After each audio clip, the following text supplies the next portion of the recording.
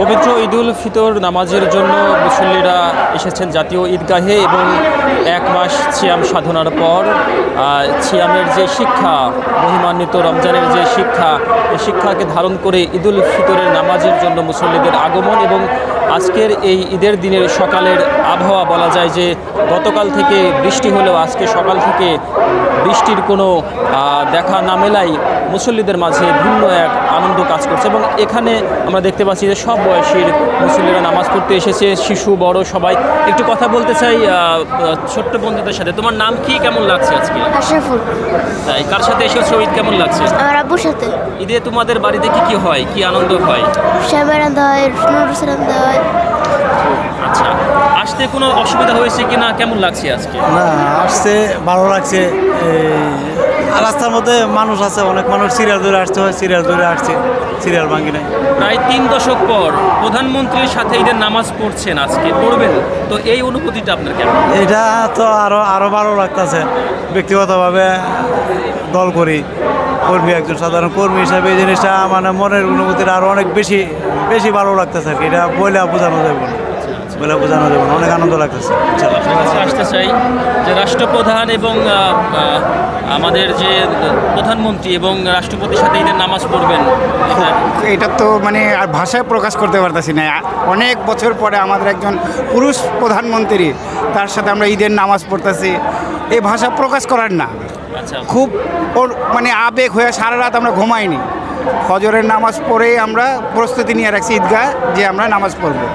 মুসল্লিরা বলছেন যে ফজর পর থেকে তারা আসলে অধীর আগ্রহে ছিলেন যে কখন ঈদগাহে পৌঁছবেন এবং কখন তারা ঈদের নামাজে অংশ নেবেন। এবং তাদের সবথেকে বড় আনন্দের বিষয় যে রাষ্ট্রপতি এবং প্রধানমন্ত্রীর সাথে ঈদের নামাজে অংশগ্রহণ এবং রোজার যে শিক্ষা, সেই শিক্ষাকে ধারণ করে আগামী পুরো 11 মাস যা তারা কিভাবে চলবেন, সেই উপলব্ধি থেকে মূলত আজকের যে ঈদুল ফিতরের যে শিক্ষা, সেই বিষয়টি তারা ধারণ করার চেষ্টা করছেন। একটু কথা বলতেছে আরেকজনের সাথে।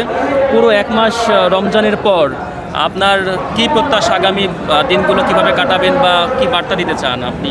আমরা তো আগামী দিনগুলো আমরা ভালোভাবে কাটাইতে চাই, যে আমাদের নতুন তারেক রহমান প্রধানমন্ত্রী, আমরা চাই ভালোভাবে দিনগুলো কাটাক, আমরা ভালোভাবে দিন কাটা, আমরা নামাজগুলো পড়তে পারছি। আমাদের এটাও ভালো লাগতেছে যে অনেক দিন পরে আমরা নতুন প্রধানমন্ত্রীর পিছনে আমরা নামাজ পড়তে যাচ্ছি। হ্যাঁ, এটা আমাকে অনেক ভালো লাগতেছে।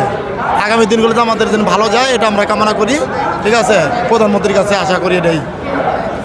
ধন্যবাদ। তো সবার মুখে একটি বিষয়, সেটি হচ্ছে যে নতুন রাষ্ট্রপ্রধান এবং তার সাথে ঈদের নামাজে অংশগ্রহণ।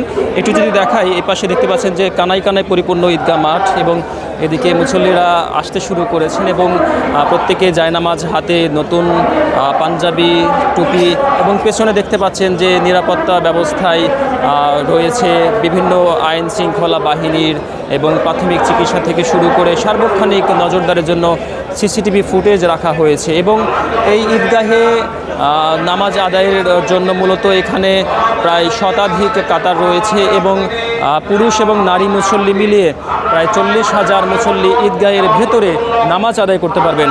এবং বাহিরের রাস্তাসহ বলা যায় যে প্রায় লাখখানেক মুসল্লি এই ঈদের দিন ঈদগাহের আশেপাশে মিলিয়ে ঈদের নামাজ আদায় করবেন। আজকে সকাল 7:30 এদের নামাজ অনুষ্ঠিত হতে চাচ্ছে এবং এই মুহূর্তে সকল প্রস্তুতি বলা যায় সম্পূর্ণ।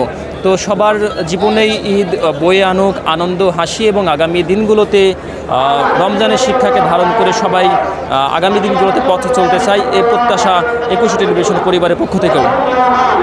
আব্দুল কাদের নাহিদ, 21 টেলিভিশন, ঢাকা।